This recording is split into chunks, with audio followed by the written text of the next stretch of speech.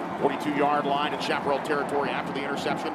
First pass attempt here. Here comes the rush.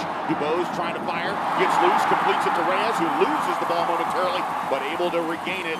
And a big play down to the 25-yard line. Denham Collins is on the stop, but it's a first down after the catch. Just a wild play for Reyes for 17 yards. First down and 10 at the 25-yard line. Dubose looking to throw. Firing downfield. And this one is intercepted by Will Maggots in the end zone. Will Maggots using his height as his advantage. The 6'4" defensive back picks it off for the Westlake Chaparrals as both teams trade turnovers here in the opening quarter.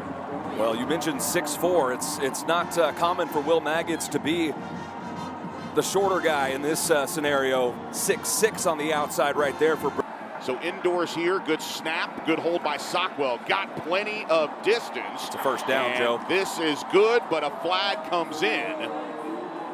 They got a flag that I think it was Tolbert trying to run off the field. They might have too many men on the field here. So this would be a huge break no matter what happens. That got a kick, though. No, it was good from like 50. As Spencer Barnett says, hey, put me indoors. We got a ball game. There's no foul. There's no foul on the play. The player running off the field was the 11th man. Therefore, there is no foul. There you go. Field goal is good. So the field goal is good. 5:05 left. Huge changes here for the defensive front. Dubose alone in the backfield, sends a man in motion. That's Carter. Dubose with time. Now flushed out, and he is down inside the 20-yard line at the 15, and it was Colton Vosick. And with that sack, Colton Vosick now owns second place all-time in a single-season sack record at 14. Of course, behind Nick Morris at 16. There's a number of guys, including Austin McClendon at 13. He had 13 in 2022. Welcome to second place, Colton Vosick, with a big sack on the record-setting quarterback, Ashton Dubose. Vince regroups here after a tough first quarter, leading 3-0. Skinner back to pass, has time, fires over the middle. That pass caught at the 10-yard line. Spin move at the 5. It's a first and goal Westlake with a catch inside the 4 for Keaton Quebeca. The Kansas commit over Tristan Escobar and Deion Tover as he rifles his way across the field. Beautiful route here, and he picks up the first down, and Westlake now within striking distance. And great protection by the offensive line. Gave Skinner the time to make a comfortable throw there, perfectly accurate. First and goal from the 4-yard line. Skinner's going to run it in himself, and he is into the end zone. Touchdown, Westlake.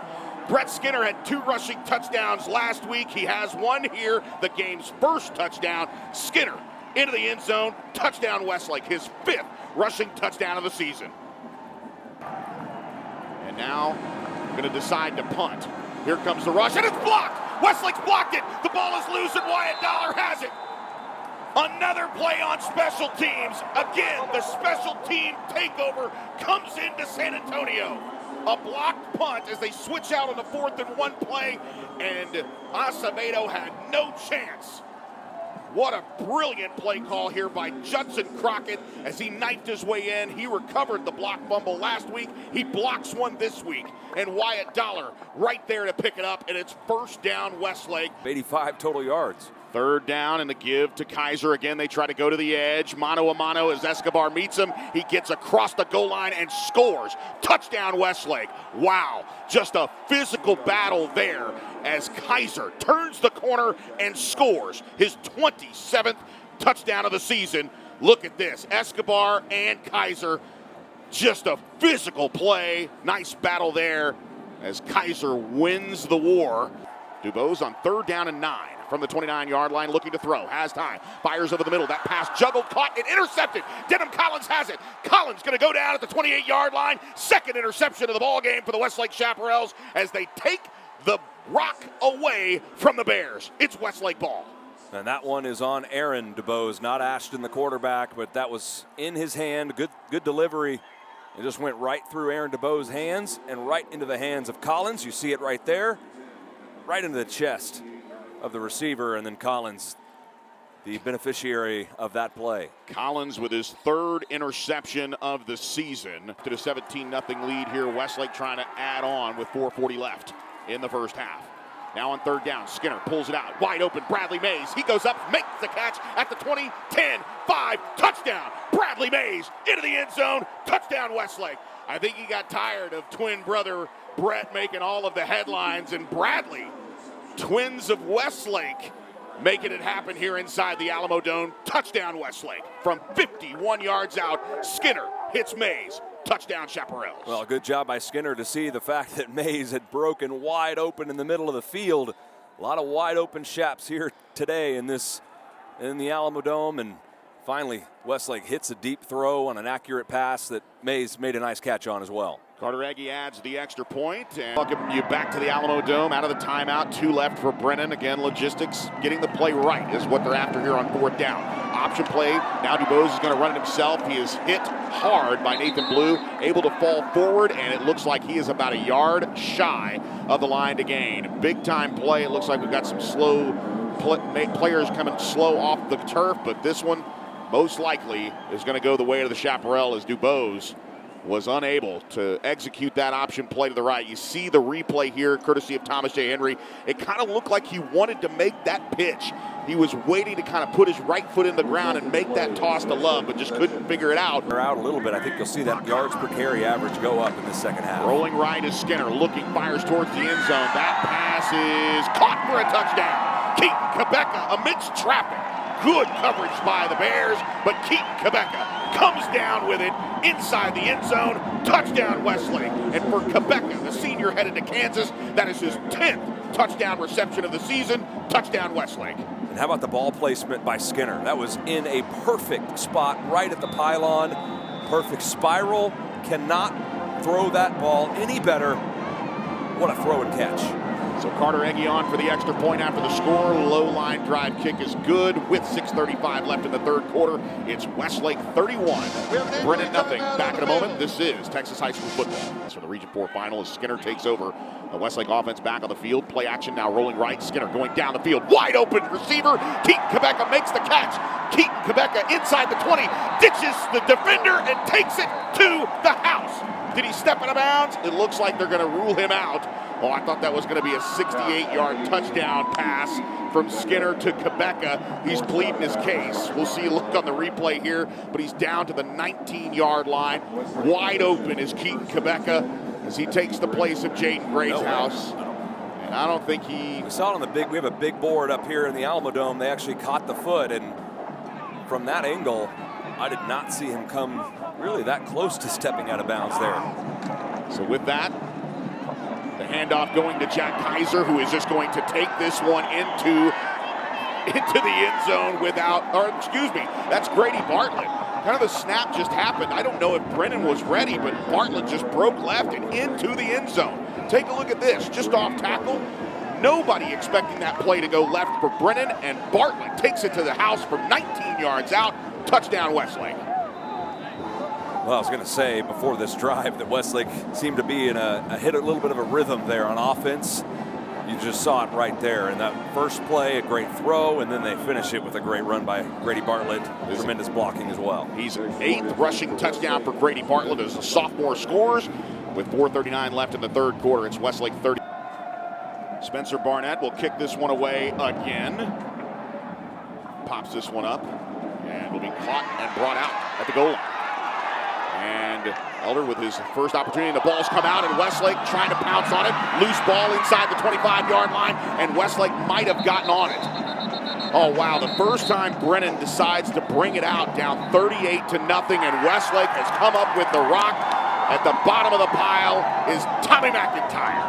McIntyre going to be a stud on the baseball field for the Westlake Chaparral Baseball Club. Again, guy that came off the bench, played outfield. Again, just massive hit as the ball just kind of jarred loose, rolling around on the carpet, and McIntyre able to dive on it, secure it. And once again, a play on special teams gives the Westlake offense an opportunity to put this game way out of reach. Third try. So Aggie right between the 21 and the 22-yard line. Or 22 yards away, I should say, officially. Good snap, good hold by Sockwell. The kick is up, and it slides through the uprights. So Westlake gets points on the turnover on the kickoff return. With a 3:34 left in the third quarter, it's Westlake 41, Brennan nothing. Back in a moment. This is Texas High School football. Now on sure, he stepped out there. On 2nd down and 3 with the ball at the 9-yard line. Aaron DuBose in motion. Now on the play action, rolling right. Ashton DuBose fires over the middle. That's tipped and intercepted by Will Maggots. His 2nd of the game.